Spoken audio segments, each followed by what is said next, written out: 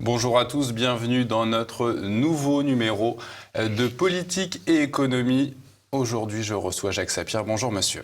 Bonjour. Jacques Sapir, économiste, évidemment, directeur d'études à l'école des hautes études en sciences sociales, auteur de L'euro contre la France, l'euro contre l'Europe, le dernier en date. Rentrons tout de suite dans le vif du sujet. Jacques Sapir, où en est l'économie française aujourd'hui? Êtes-vous inquiet ? Alors oui, je suis inquiet.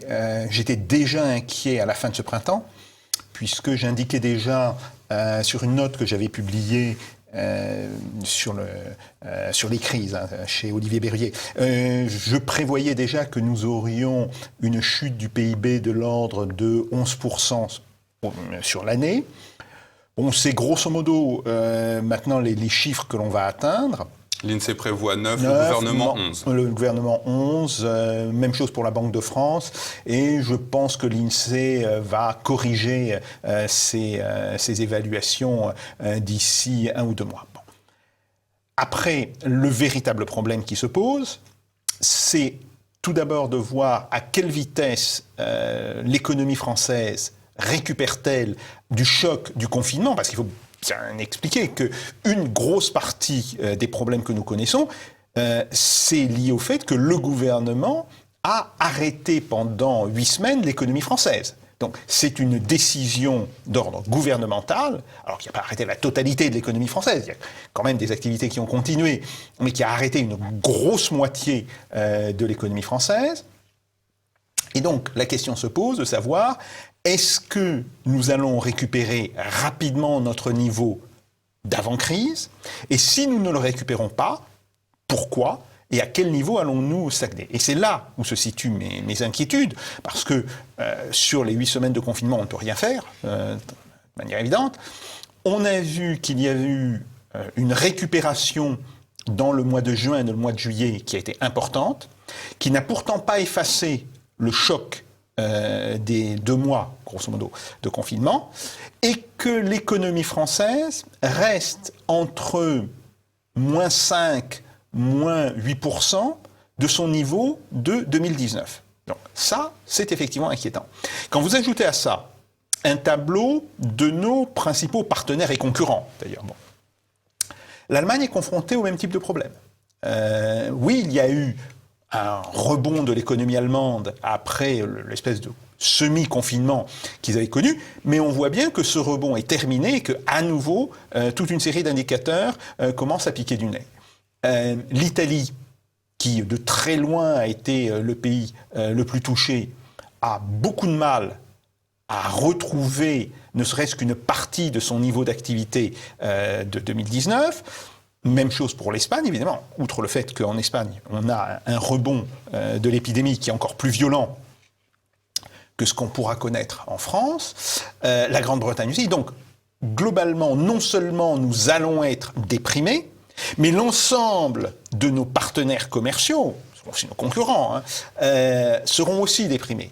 Donc, ça va rajouter de la dépression à la dépression. Donc, oui, je suis inquiet. Oui, les estimations, plutôt les prévisions qui sont faites par Pôle emploi, par la DARES techniquement, sur la montée du chômage, qui estiment que d'ici la fin du mois de décembre, nous devrions avoir 800 000 chômeurs de plus, c'est une prévision moyenne.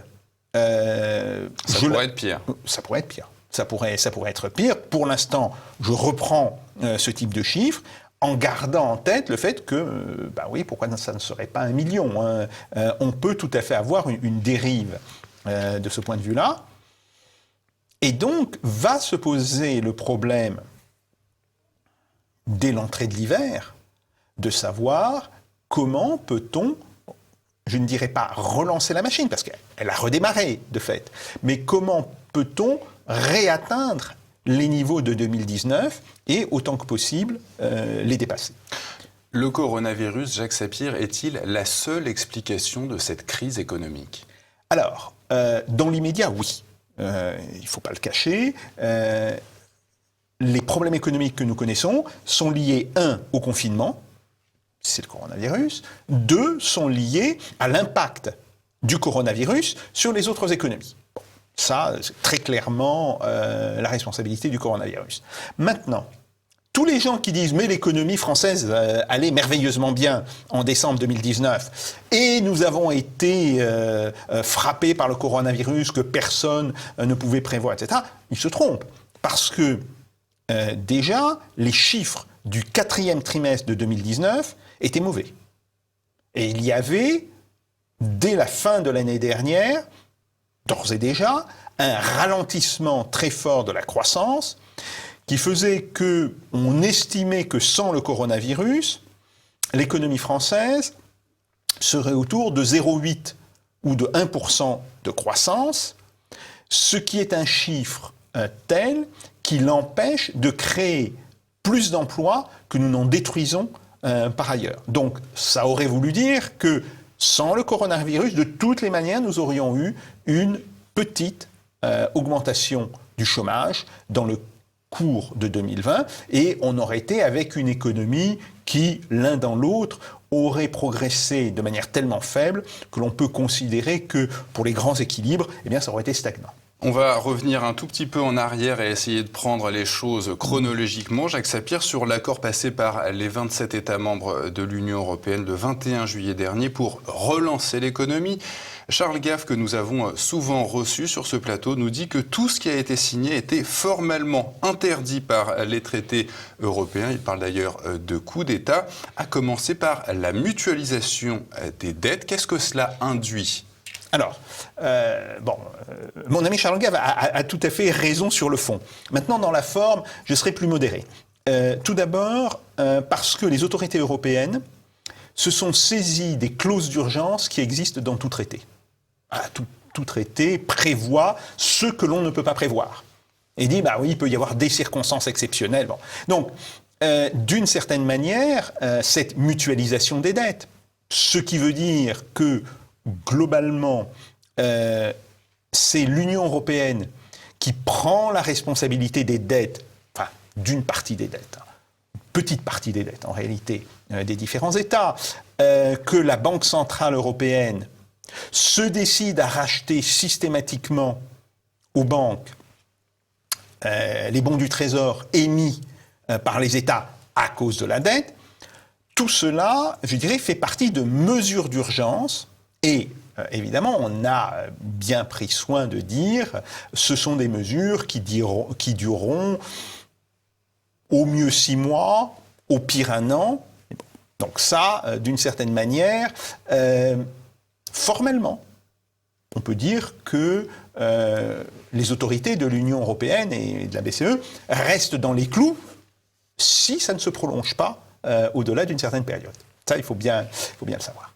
La deuxième chose qu'il faut dire, c'est que l'accord du 21 juillet est très largement un accord en trompe-l'œil. Alors, tout d'abord, c'est vrai qu'il prévoit une forme de mutualisation des dettes, dans le sens où ça serait l'Union européenne, enfin le budget de l'Union européenne, qui, abondé par des ressources nouvelles, rembourserait donc au marché financier ce qu'il a emprunté en tant qu'Union européenne pour reprêter aux États. Bon. Alors, il y a là-dedans 2 ambiguïtés énormes. La première ambiguïté porte sur les montants, et on a vu que le montant des prêts, si vous voulez, des subventions de l'Union européenne a été fortement réduit par rapport au montant qui était initialement envisagé. La deuxième ambiguïté, c'est que l'on sait maintenant qu'il n'y aura probablement pas de nouvelles ressources pour le budget de l'Union européenne. Donc, que va faire l'Union européenne ? Est-ce qu'elle va se décider de faire de nouveaux impôts sur l'ensemble, je dirais, des contribuables européens ? Mais ça, en réalité, elle ne le peut pas. Elle ne le peut pas parce que le fait de pouvoir lever des impôts reste un privilège des États. Alors bien sûr, elle peut demander à chaque État d'inscrire dans son budget une taxe supplémentaire dont le montant serait directement. Oui, Mais je dirais que les États sont très opposés pour l'instant à une telle solution, puisqu'ils se sont engagés devant, je dirais, leur peuple, devant leurs électeurs, il n'y aura pas de nouvel impôt. Bon, ça, c'est... Après, est-ce que l'Union européenne peut trouver des impôts qui, formellement, ne pèseraient pas sur les contribuables européens, mais alors pèseraient sur les consommateurs européens en réalité, mais pèseraient plutôt sur des contribuables étrangers ou des agents économiques étrangers, par exemple des taxes. Oui, si vous voulez, en théorie, on peut toujours l'imaginer, mais dès que l'on commence à aborder ce genre de problème, on voit par exemple la taxe carbone. Alors maintenant, il commence à y avoir une forme de consensus chez les experts.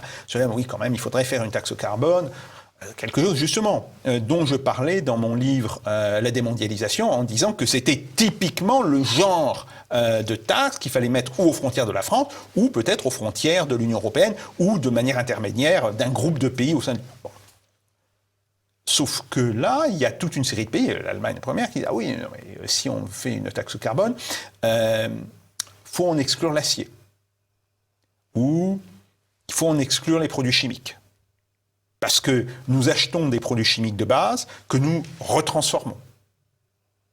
Donc, il faut l'exclure. » Et vous voyez très bien qu'il y aura de tels désaccords entre les pays européens là-dessus que on ne pourra s'entendre que sur le plus petit dénominateur commun. Et donc, si une taxe carbone doit voir le jour, je doute qu'elle rapporte plus de 10 à 20 milliards d'euros dans l'année, parce qu'elle portera vraiment sur des cacahuètes, sur ceux qui restent au-delà des produits qui sont vraiment lourdement carbonés. Donc, il y a aussi cette ambiguïté qui pèse. Rapidement, Jacques Sapir, le plan passé par les 27 États membres prévoit 750 milliards d'euros. Qui va les distribuer? Qui sera chargé de la distribution? Alors, il y a normalement deux régimes. Il y a la question des subventions et il y a la question des prêts. Pour les subventions, il y a, là encore, une règle qui a été fixée, une règle de répartition, et on sait que dans cette règle de répartition, la France devrait toucher entre 38 à 40 milliards, etc. Bien. Normalement, ces prêts, enfin ces subventions plus exactement, pardon, excusez-moi, ce sont des subventions. Ces subventions ne sont pas, je dirais, liées à des conditions. Mais les pays frugaux, et puis globalement, dans la bureaucratie bruxelloise, insistent beaucoup sur le fait qu'il faudrait qu'il y ait, d'une certaine manière, une cohérence entre ce pourquoi on emprunte et les grands objectifs qui ont été fixés par l'Union européenne. Donc ça veut dire, il n'y a pas de conditionnalité, il y en a quand même un petit peu. Bon. Puis maintenant, on apprend, et c'est Bruno Le Maire qui l'a dit, que oui, il pourrait quand même y avoir une conditionnalité au sens où ces subventions seraient liées aux grands axes, aux grandes décisions prises par l'Union européenne, ce qu'on appelle les GOPE. Ça, c'est encore différent. Donc, il y a, sur ce point, un flou, mais un flou qui résulte, en fait, de conflits à la fois entre différents États. Certains veulent une conditionnalité stricte, d'autres ne veulent pas du tout de conditionnalité. Par exemple, les Italiens, ils refusent strictement toute idée de conditionnalité. Bon. Et puis, si on regarde la question des prêts, alors même chose. Pour les prêts, par contre, là, très clairement, il y aura une conditionnalité. Mais le principe même de conditionnalité, je vous l'ai dit, est refusé de manière évidente par l'Italie et de manière moins évidente, mais tout aussi réelle, par l'Espagne et peut-être par la France. Donc, il va y avoir des problèmes. Ajoutons à cela que ces sommes ne commenceront à être déboursées qu'en 2021. Alors, il y a des règles. Grosso modo, on pourra débourser jusqu'à 70% en 2021 et 30% en 2022. Ce qui veut dire que ça ne sera pas de l'argent qui arrivera d'un coup. Par ailleurs, toute une série de pays, l'Italie en premier lieu, l'Espagne aussi maintenant, et peut-être la France, auront besoin d'argent d'ici le 1er janvier 2021. Donc, on voit bien qu'on est dans une situation où l'ensemble des institutions, l'ensemble des structures financières de l'Union européenne sont fragiles, sont mises en cause, sont l'objet de débats. Et de ce point de vue-là, on est sans grande visibilité. Ajoutons à cela le fait que cet accord il a été signé à Bruxelles, mais cette signature n'est pas suffisante. Il faudra qu'il soit voté dans les mêmes termes par les parlements des 27 pays. Une procédure qui peut prendre du temps et qui peut poser, là encore, toute une série de problèmes. Dernière question avant la pause, Jacques Sapir. On a vu fin mai, début juin, je crois, la Cour constitutionnelle de Karlsruhe mettre en cause la politique monétaire de la BCE. Finalement, la BCE n'a pas donné suite. Les juges de la Cour constitutionnelle de Karlsruhe ont déclaré que l'affaire est classée. Est-ce que, justement, cette décision, cet aplaventrisme des juges place la BCE dans un état de toute puissance? Alors non, c'est pas de l'aplaventrisme, il faut faire très attention. C'est une décision qui a été prise parce que, là encore il faut le rappeler, la requête ne portait pas sur les mesures actuelles de la BCE, oui, mais portait sur des mesures qui ont été prises il y a 3 ans. Ces mesures ont fini de faire leurs effets.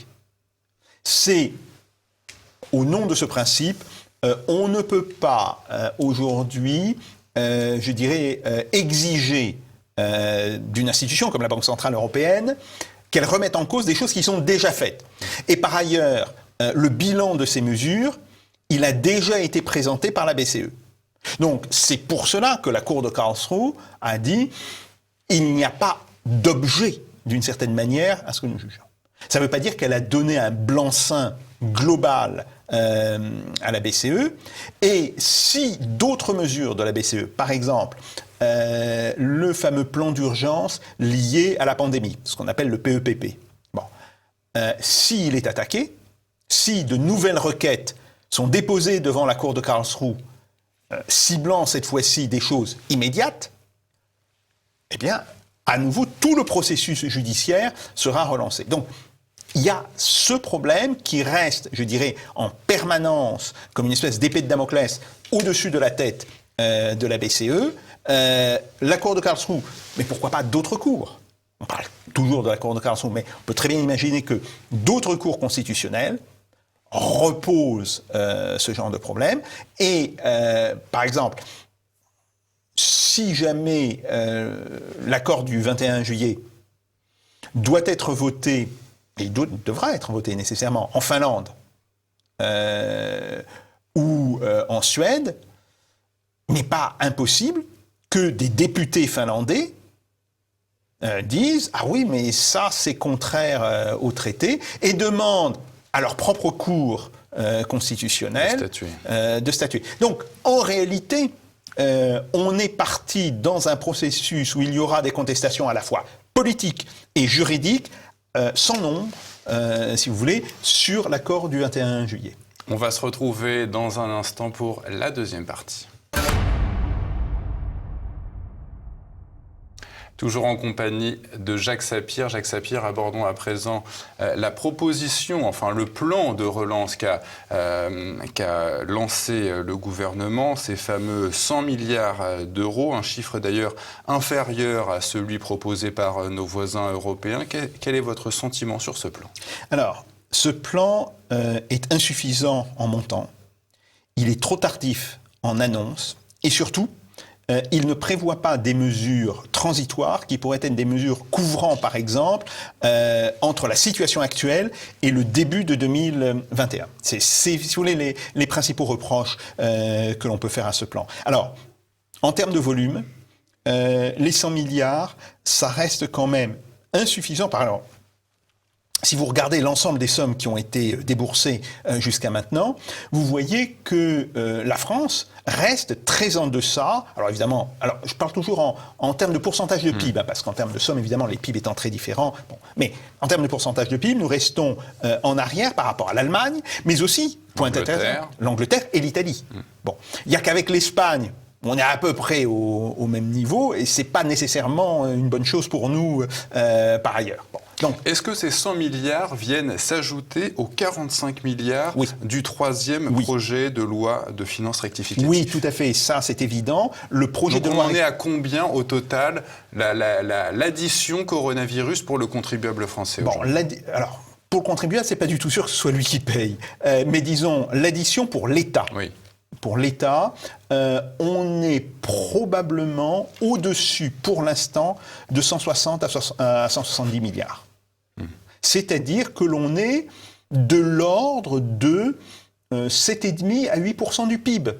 Comme nous avons connu une chute du PIB qui sera au minimum de 9% et plus probablement de l'ordre de 11%, vous vous rendez bien compte qu'une dépense supplémentaire de l'ordre de 8% du PIB sur 2 ans, puisqu'il y a ce qui est dépensé maintenant et ce qui serait dépensé en 2021, puisque normalement le plan il est même sur 2021 et 2022, hein, même chose, il est sur 2 ans, c'est pas extraordinaire, si vous voulez. On reste tout à fait, on est même un petit peu en deçà de ce qu'il faudrait faire. Bruno Le Maire, le ministre de l'économie, affirme que l'économie reviendra à ses niveaux d'avant la crise en 2022. Est-ce un pari tenable? Alors, d'abord, il faut dire que Bruno Le Maire a beaucoup évolué sur cette position, puisqu'il considérait encore au mois de mai dernier que l'on retrouverait les niveaux de 2019 au début de 2021. Bon. Puis le réalisme a prévalu. C'est effectivement l'hypothèse médiane, que l'on retrouve les niveaux au début de 2022, mais cela implique qu'il y ait une trajectoire d'amélioration de la situation qui soit une trajectoire constante, non seulement en France, mais aussi dans les principaux pays européens. Et comme je l'expliquais tout à l'heure, c'est très loin d'être gagné. Donc, il faut bien le prendre comme un objectif, beaucoup plus que comme une prédiction. Et d'ailleurs, je pense que Bruno Le Maire est suffisamment intelligent pour savoir que dans la situation actuelle, il est très difficile de faire des prédictions. Jacques Sapir, le 3 septembre dernier, François Bayrou a été nommé haut commissaire au plan, alors qu'il ne sera en rien associé avec le plan de relance de Bruno Le Maire. Expliquez-nous à quoi sert un commissaire au plan dans un premier temps. Alors, premier point, que le nouveau commissariat au plan ne soit pas associé au plan de relance, ça peut se comprendre dans la mesure où le plan de relance, il a été décidé avant le décret. Bon, donc ça, c'est pas étonnant en tant que tel. Après, est-ce que c'est pas incohérent quelque part? Après, la véritable question que l'on peut poser, c'est-à-dire, ce commissariat au plan, est-ce qu'il ne devrait pas avoir comme premier objectif de redéfinir les contours et peut-être les volumes du plan de relance sur les 2 ou 3 ans qui viennent, puisque on a dit déjà, le gouvernement a dit, le plan de relance, il va porter sur 2021-2022. Allons même plus loin. Disons que ça serait un plan de relance sur 3 ans, 4 ans, qui viserait à amener à ce moment-là l'économie française peut-être à 5 ou 6% au-dessus de son niveau de 2019 en 2024. Bon, mais logiquement, ça devrait être au commissariat général au plan de s'occuper de ça. Donc là, oui, il y a une incohérence, si on réfléchit bien, je dirais, à l'ensemble du processus. Sur le retour du plan abandonné en 2006. Alors, sur le retour du plan, je pense que c'est un retour qui est à la fois nécessaire, qui est urgent et qui est en réalité très incomplet. Alors, il est nécessaire parce que l'on comprend bien, et d'ailleurs, toutes les grandes entreprises font des plans. Toutes. Toutes les entreprises qui ont plusieurs milliers, voire des dizaines de milliers. Ce qu'on appelle un business plan? Oui, ce qu'on appelle un business plan, mais même au-delà, plan d'investissement. Parce que quand vous prévoyez de faire des investissements, eh bien, vous les prévoyez sur 5 ans, peut-être même sur 10 ans. Vous prévoyez comment vous allez les financer. Vous prévoyez aussi ce que ces investissements vont vous rapporter. Bon, donc, il est très clair qu'il faut un plan. bien sûr, j'ai travaillé quand même pendant près de 40 ans sur d'abord l'économie soviétique, puis sur l'économie russe. Je ne parle pas d'un plan quinquennal. Et surtout, si vous voulez, l'idée c'est que on a une idée qui est très déformée de ce qu'était le plan soviétique. Le plan soviétique, en réalité, il fixait tout. Il fixait le prix des chaussettes aux ordinateurs et aux navires. Enfin bon, c'était en réalité, sous le terme de plan, c'était une mécanique complètement différente de ce que l'on a eu en France à la fin des années 40. Et supprimé en 2006, après, disons, depuis 81-83, il était rentré, en fait, en déshérence progressive. Bien. Donc, oui, il faut un plan. Et il le faut en particulier parce qu'il y a des points sur lesquels on sera obligé de faire de la planification. Comme, par exemple, la transition énergétique. On ne peut pas, aujourd'hui, se dire, oui, on veut décarboner une partie de l'économie française. C'est pas toute l'économie française. Bon, mais disons, on se fixe des objectifs pour décarboner une partie de l'économie française à l'horizon 2030, voire 2035. Encore faut-il expliquer, et pas seulement l'expliquer à vous et à moi, mais l'expliquer aussi aux entreprises, aux entrepreneurs. Comment on veut y aller? Quelles sont les incitations que l'on met pour décarboner? Quelles sont aussi les contraintes que l'on va mettre pour décarboner? Pour ceci, il faut un plan, en réalité. Vous ne pouvez pas organiser, je ne dis pas toute l'économie, mais organiser certaines lignes directrices de l'économie sur 5 ans, 10 ans, 15 ans, et ne pas penser à un plan. Est-ce que, Jacques Sapir, les décisions de ce plan ne risquent pas de se heurter aux réglementations européennes? Si, nécessairement. Mais c'est évident. C'est pour cela, d'ailleurs, que ce dont va se charger le commissariat au plan de M. Bayrou, d'ailleurs, commissariat au plan qui apparaît à la fois surdimensionné en hommes et sous-dimensionné en tâches. Parce que si on regarde les tâches dont s'occupait, par exemple, Jean Monnet, et puis Hirsch, qui a été son successeur, qui était le deuxième commissaire au plan, c'était des tâches qui allaient bien au-delà de la simple prévision à moyen et à long terme. Bon. Donc, déjà, M. Bayrou va s'occuper de beaucoup moins de choses. Mais par ailleurs, est-ce que vous savez combien il y avait de fonctionnaires au commissariat au plan quand ils fonctionnaient sous Jean Monnet? En 46, aucune idée. 46. Oui. Il y en avait 46. Là, on annonce déjà 200 personnes.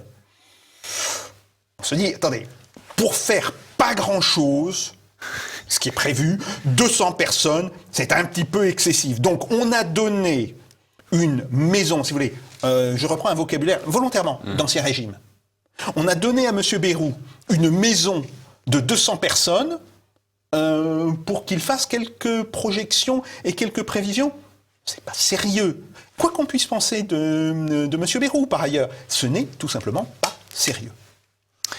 Dimanche 6 septembre, l'agence Bloomberg, se référant à plusieurs experts, annonce que l'économie mondiale va vivre une nouvelle période de récession. Est-ce que vous faites confiance à cette nouvelle prévision ? Ni plus ni moins qu'à beaucoup d'autres prévisions. Je vais vous dire, c'est une agence de presse qui est spécialisée sur les questions économiques. Bon, alors oui, ils ont pris des avis d'économistes, mais il y a d'autres économistes. La vérité, c'est le point suivant. Nous ne savons pas si nous serons confrontés à un simple rebond de l'épidémie ou à réellement une deuxième vague. De cela dépendent énormément de choses, parce que si on est réellement confronté à une deuxième vague, ça veut dire qu'il faudra très probablement arrêter à nouveau toute une série d'activités. Donc, tant qu'on n'a pas de visibilité là-dessus, faire des projections sur la fin de l'année, le début de l'année prochaine, c'est au doigt mouillé. À propos de projection, Jacques Sapir, certains évoquent une reprise économique en forme de K. Qu'est-ce que ça veut dire ? Alors, l'idée du K, c'est l'idée de dire, il y a des gens qui vont tomber, il y en a d'autres qui vont monter. Oui, si vous voulez, c'est d'une triste banalité. Les grandes surfaces et les banques vont monter, les petits restaurants... Alors non, les banques elles-mêmes ont de gros problèmes actuellement, mais par exemple les secteurs de la technologie, les secteurs de la santé, grosso modo, vont monter, oui, c'est une évidence. Bon, d'autres secteurs vont baisser, non seulement parce qu'il y a moins de demande, mais parce que structurellement, les modes de consommation sont en train de changer. je dirais, la vraie chose à laquelle il faut s'occuper, c'est est-ce que le rebond depuis la fin du confinement nous ramène rapidement, alors maintenant on sait que ça ne sera pas à la fin de 2020, mais par exemple, va nous ramener relativement rapidement au niveau de 2019, en 2021 par exemple, et sur une trajectoire de croissance continue par la suite, auquel cas on est bien dans une reprise en V, même si le V est beaucoup plus amorti que ce qu'on avait commencé à dire au mois de juin et au début du mois de juillet. Là-dessus, je n'avais absolument pas été d'accord avec les différents discours qui étaient tenus. Bon. Ou alors, est-ce que l'on va tangenter, excusez-moi pour le terme mathématique, mais il dit bien ce qu'il veut dire, c'est qu'on a un niveau de 2019, puis on va s'en rapprocher, mais on va rester toujours un petit peu en dessous, et on va rester à ce niveau-là pendant 2 ou 3 ans. Ça, c'est le modèle de la racine carrée. Ce que j'ai expliqué dans différents... C'est le modèle. Et ça, c'est un vrai risque. C'est un vrai risque. C'est-à-dire que, oui, on va récupérer une partie du choc du confinement, mais ce que l'on ne récupérera pas, c'est une véritable dynamique de croissance. Et donc là, oui, il y a un vrai débat, et puis il y a surtout des mesures à prendre pour éviter une trajectoire et pour, au contraire, favoriser une autre. On l'a entendu, Jacques Sapir, le ministre de l'économie, Bruno Le Maire, attend des Français qu'ils consomment. Ils auraient épargné entre mars et juillet près de 85 milliards d'euros. Qu'est-ce qui se passe s'ils ne consomment pas ? On a vu que les Français sont assez craintifs quant à l'avenir et au chômage qui arrive. La construction de cette épargne, elle est en fait très simple. C'est même un peu plus de 85 milliards, c'est probablement autour de 100 milliards aujourd'hui. Tout d'abord, les Français n'ont pas pu consommer pendant la période du confinement. Bon, ça, oui, ils ont pu faire quelques petites consommations, mais il y a toute une série de consommations qui n'ont pas été possibles. Donc, au départ, c'est une épargne contrainte. Mais les Français, au sortir du confinement, voient arriver vers eux une crise économique majeure. Donc, ils se disent, cette épargne, on ne va pas y toucher. Et à ce moment-là, ça passe du stade d'épargne contrainte au stade épargne de précaution. Bon. Si on veut que les Français reprennent leurs habitudes de consommation, il faut supprimer l'incertitude, qu'il s'agisse de l'incertitude sanitaire, que devient l'épidémie dans les semaines ou dans les mois qui viennent, ou l'incertitude économique. L'incertitude sanitaire, personne n'est capable de la lever pour l'instant. Il faut le dire. Donc, on aura toujours ce frein à la consommation. L'incertitude économique, les Français se rendent bien compte que les mesures prises par le gouvernement sont très largement insuffisantes. Je ne dis pas qu'elles soient inefficaces en elles-mêmes, mais elles restent très largement insuffisantes pour relancer globalement l'économie française. Donc, je dis, si on reste en dessous du potentiel de 2019, il y aura plus de chômage, nous pouvons être touchés, ou nos enfants peuvent être touchés, il faudra qu'on subvienne à leurs besoins. Et donc, ça va les inciter à conserver justement une partie de cette épargne. Et donc, la question de savoir est-ce que les Français vont consommer nettement plus, est-ce qu'ils vont consommer ce qu'ils ont accumulé, ça dépend pour partie du ministre. C'est au ministre, au gouvernement, de mettre en place justement un plan qui soit capable de répondre aux craintes des Français en matière économique. Et puis, après, il faut prendre des mesures qui arrivent à stabiliser la situation sanitaire. Il faut peut-être aussi arrêter d'affoler les Français sur cette situation sanitaire en ne leur disant pas la vérité. On n'a pas dit la vérité au mois de mars dernier. On continue à ne pas la dire aujourd'hui. Alors, quand je dis on ne dit pas la vérité, je ne dis pas qu'on mente sciemment. Il y a des choses que l'on ne sait pas aujourd'hui. On ne sait pas si un vaccin va marcher. Personne n'est capable de le dire actuellement. On ne sait pas si jamais un vaccin marche. On ne sait pas pour combien de temps il marchera. Bon, on ne sait pas, est-ce qu'il faudra peut-être se revacciner tous les ans, comme pour la grippe. Bon. Mais on peut le dire, voilà. Oui, il y a toute une série d'incertitudes. Les Français sont des adultes. Il faut arrêter de les prendre pour des enfants, parce que ça, c'est très profondément anxiogène, et ça ne peut que, je dirais, inciter les Français à conserver leur épargne. Dernière question, rapidement, Jacques Sapir, avant la troisième partie, quand Emmanuel Macron affirme qu'il n'augmentera pas les impôts d'ici la fin de son quinquennat, ça vous inspire quoi? Tout à fait possible. C'est tout à fait possible. Ni les taxes. Bon, peut-être pour certaines taxes, mais si vous voulez, globalement, à la marge. Il peut très bien décider de ne pas toucher aux impôts d'ici 2022, en disant, soit je suis réélu, et ça sera autre chose, soit je ne suis pas réélu, et ça sera à mon successeur de se débrouiller. Après moi, le déluge. On fait une nouvelle pause, à tout de suite.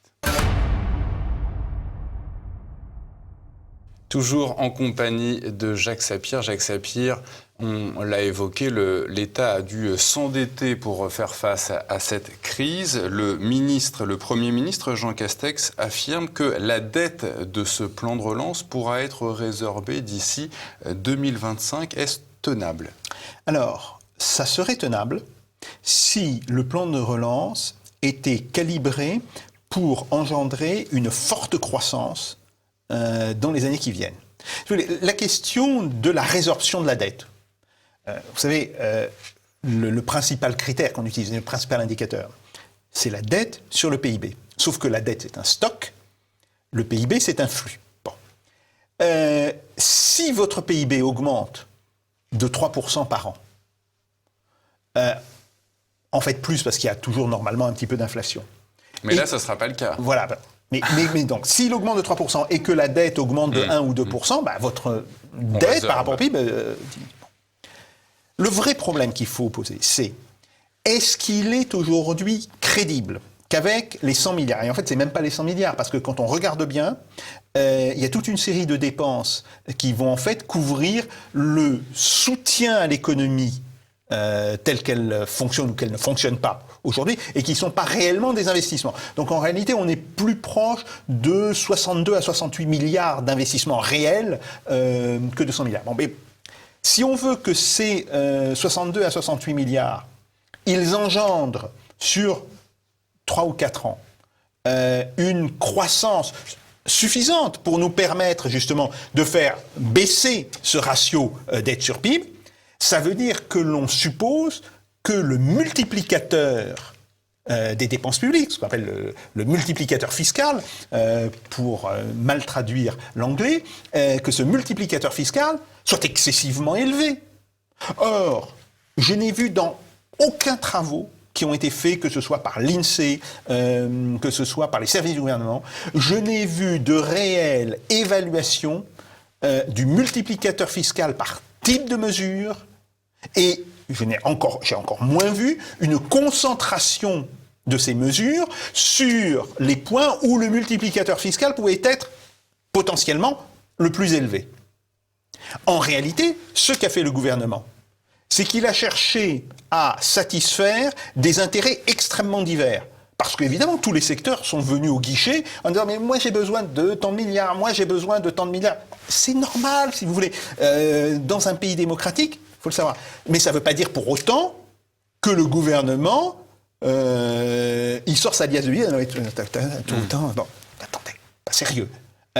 Si le gouvernement se décide à endetter le pays pour une certaine somme, c'est parce qu'il doit avoir en tête ce que cette somme va rapporter en croissance dans les années qui viennent, ce qui permettra, logiquement, de repayer ce qui est dû. Et là, et j'insiste sur ce point, il n'y a pas eu d'études, il n'y a pas eu de travail économétrique qui a été fait. C'est aussi un des principaux reproches techniques que l'on peut faire à ce gouvernement, c'est-à-dire qu'il est parti dans une logique politique. À un moment donné, les experts au ministère des Finances ne sont pas assis autour d'une table, en respectant les distances de sécurité, et on dit, bon, on connaît un certain nombre de coefficients multiplicateurs pour un certain type de mesure, on peut peut-être en tester 2 ou 3 pour d'autres, et à ce moment-là, on va mettre massivement l'argent sur les points où le multiplicateur est le plus élevé. Certains voient dans ce plan de relance une forme de campagne avec de la dépense publique pour, j'allais dire, arranger la fin de quinquennat d'Emmanuel Macron. Là, on va dans la politique. Non, mais c'est une idée que j'entends. Bref, c'est une autre manière de dire... le gouvernement a fait massivement du saupoudrage électoral, plus il a servi quelques gros intérêts qui lui sont liés. Bien, c'est parfaitement plausible à la lecture du plan. Je ne dis pas que c'est ce qui a été fait, mais je dis que c'est plausible. Jacques Sapir, certains voient dans le Liban l'avenir de la France. Est-ce que vous êtes aussi pessimiste ? Non, parce que l'histoire du Liban est très particulière, il faut le savoir. C'est un État qui a été construit en 1943, avec d'abord une séparation qui n'était pas évidente entre la Syrie et le Liban. Il y a toute une série de problèmes. D'emblée, il a été construit sur l'idée d'un communautarisme institutionnalisé. Même si aujourd'hui nous avons des éléments de communautarisme, ils ne sont pas institutionnalisés. Il faut toujours le rappeler. Donc, c'est d'un point de vue politique, nous n'avons rien à voir avec le Liban. Le Liban, malheureusement, n'a rien à voir avec la situation française. Deuxième point, c'est que économiquement, l'économie libanaise est une économie, largement une économie de rente. Ces rentes, elles sont accaparées... Pour pas dire corruption. Non, de rente, c'est pas la même chose. Il y a la corruption, il y a la rente. Cette rente, et c'est là où elle se transforme en corruption, elle est accaparée par... disons, une vingtaine ou une trentaine de familles oligarchiques qui, par ailleurs, alimentent leur propre communauté ou font du clientélisme ou du népotisme pour se construire des clientèles et des communautés.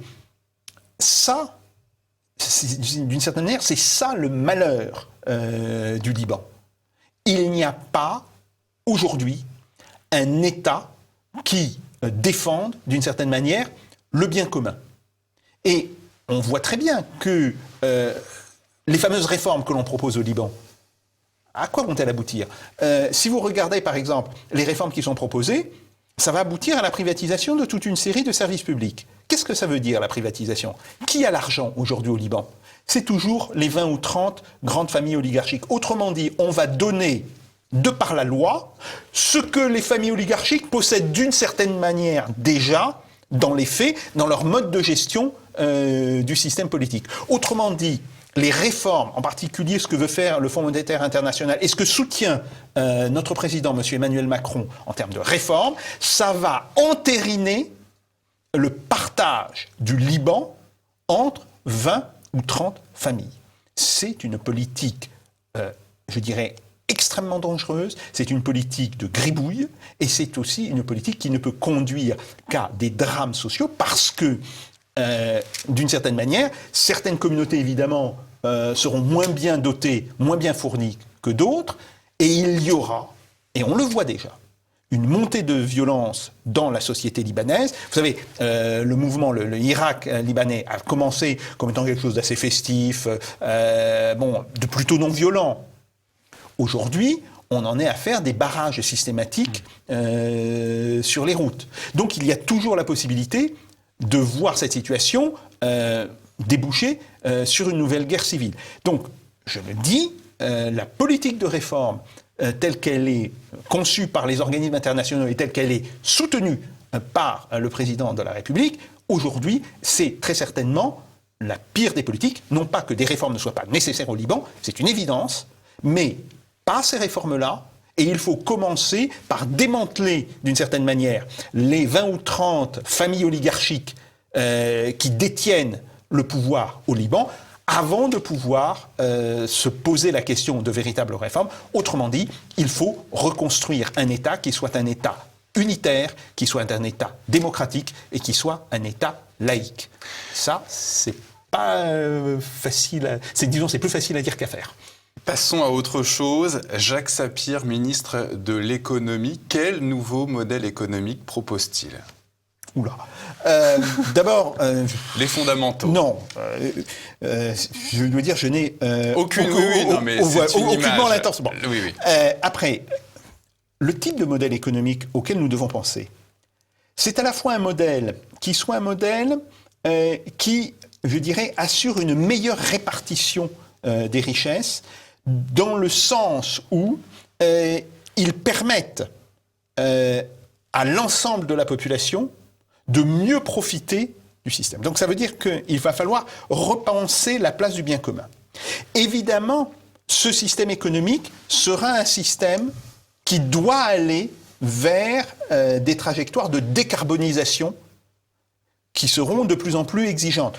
On peut le faire, on ne peut pas le faire en 2 ans, en 3 ans, mais on peut le faire sur 10 ans. Mais la France, en la matière, est déjà très bonne élève.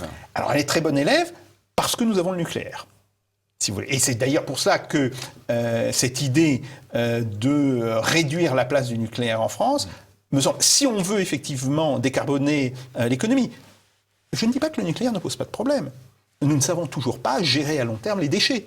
Oui, il y a des problèmes qui sont évidents, mais si on doit faire des choix, si la question c'est de décarboner l'économie qui est le plus et la mieux décarbonée, c'est l'électricité nucléaire. Il faut toujours le rappeler. Après, il faudrait repenser notre modèle social dans lequel nous vivons. Le rapport des villes entre centre-ville, première périphérie, deuxième périphérie, tissu périurbain. Vous savez, on ne peut pas à la fois vouloir une économie décarbonée et pousser, je dirais, les classes populaires et la frange basse des classes moyennes à partir à 50 ou 60 kilomètres de leur lieu de travail.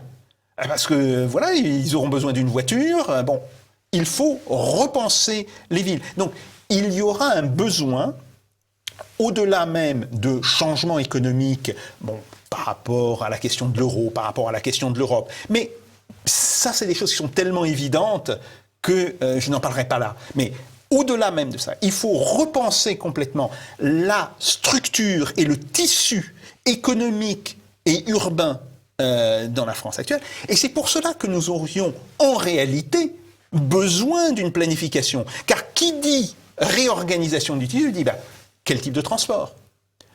Si on veut redévelopper les transports ferrés, quel type de transport ferré voulons-nous ? Est-ce que c'est du transport à grande vitesse de métropole à autre métropole ? Est-ce que c'est au contraire un système qui permette, sans rupture de charge, à des gens qui habitent à 50 ou à 60 km de venir vers les centres-villes ? Est-ce que c'est des systèmes qui permettent d'aller d'une périphérie à une autre ? Là encore, c'est un véritable... Le quinquennat, en tout cas, l'organisation constitutionnelle française avec le quinquennat risque en tout cas peut-être de mettre des bâtons dans les roues à cette vision à long terme. Pas nécessairement. Regardez le commissariat général au plan fin des années 40, début des années 50. La Troisième République, c'était pas franchement un modèle la Quatrième République, c'était pas un modèle de stabilité politique. J'aimerais qu'on avance, Jacques Sapir. Je lisais un article de l'économiste Patrick Louis, je voudrais le citer en substance. 2 freins vont empêcher la finance de réindustrialiser la France, la gestion des résidus de la crise de 2008 et l'ampleur des dettes souveraines. Pourquoi n'a-t-on pas su tenir, Jacques Sapir, les leçons de cette crise de 2008 ? Alors, globalement, au niveau des leçons de la crise de 2008-2010, on n'a pas voulu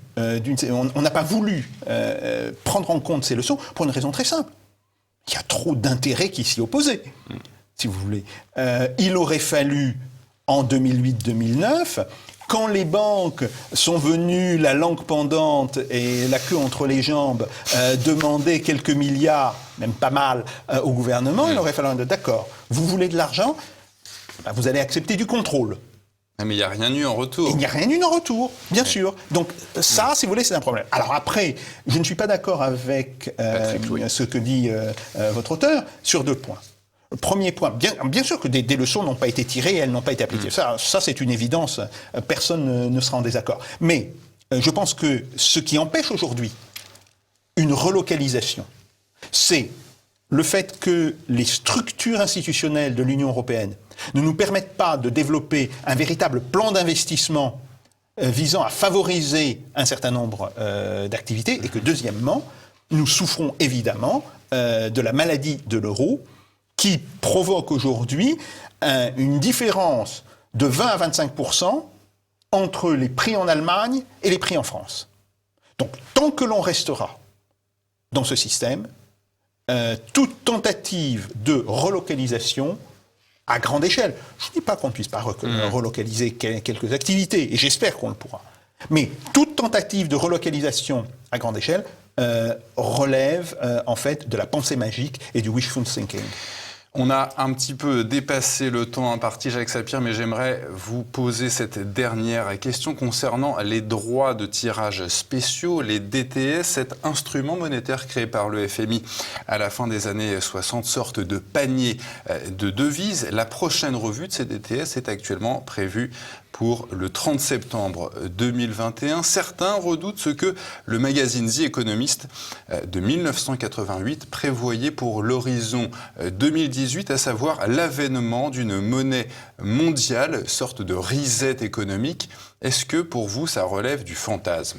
Alors, c'est une question que l'on pose depuis même pas 1969, parce qu'en fait, le vrai débat sur les DTS, il a eu lieu en 1964-1965. Quand j'étais étudiant à Sciences Po, mes professeurs déjà me parlaient de ça. Je vous parle là de choses qui datent du début des années 70. Bon, c'était le Bancor ? Non, pas le Bancor. Non, c'était toujours sur le DTS. D'accord. Le DTS est-il une monnaie en tant que telle, ou est-il simplement un instrument d'emprunt, ce qu'on appelait le zèbre monétaire? Il y a eu quand même des tonnes et des tonnes de papiers qui ont été écrits là-dessus. Alors, je ne pense pas que ça soit à l'ordre du jour. 2, une monnaie mondiale, non pas en termes de monnaie qui est utilisée couramment par vous, par moi, voire même par les entreprises, mais en termes d'une espèce d'étalon de valeur par rapport auquel toutes les autres monnaies se définiraient. Ce n'est pas nécessairement une mauvaise idée. C'est même en réalité l'idée qui avait été à la base des réflexions que Keynes avait menées en 1942 et en 1943 sur, je dirais, les contours de ce que serait le futur système financier et monétaire mondial après la Seconde Guerre mondiale. Troisième point, est-ce que ça reste d'actualité ? Alors oui, en un sens, parce que de plus en plus de gens sont aujourd'hui insatisfaits du rôle du dollar et insatisfaits de la manière dont les États-Unis eux-mêmes gèrent le dollar, par ailleurs. Mais avec le développement des crypto-monnaies, avec le fait maintenant que toute une série de pays sont en train de réfléchir très sérieusement à leurs crypto-monnaies, est-ce que l'on n'a pas atteint un nouveau stade dans, je dirais, cette espèce de décomposition mondiale du système monétaire? Et donc, l'idée du DTS, bah oui, on la ressort régulièrement, tous les 7-8 ans. On en avait beaucoup parlé d'ailleurs en 2009-2010. Mais il n'y a pas un accord entre les principales puissances économiques pour permettre à une monnaie mondiale d'émerger. D'accord. Parce qu'il y a un véritable problème. Si on laisse une monnaie mondiale émerger, si on veut favoriser l'émergence d'une monnaie mondiale, mais ne serait-ce qu'en termes d'étalons de valeur, qui doit avoir la main dessus ? Le DTS, c'est le FMI. Le Fonds monétaire international, il reste malgré tout largement dominé par les États-Unis. Donc, il n'y aura pas de monnaie mondiale issue du Fonds monétaire international. C'est la seule chose sur laquelle je sois absolument sûr. Merci beaucoup Jacques Sapir pour toutes ces réponses. On aura l'occasion, j'espère, de se revoir pour la présentation d'un ouvrage ou de la réédition d'un ouvrage sur la démondialisation. Ça sera peut-être fin octobre ou peut-être au mois de novembre. Oui, nous aurons l'occasion d'en reparler. Merci à tous d'avoir suivi ce numéro de Politique et Économie.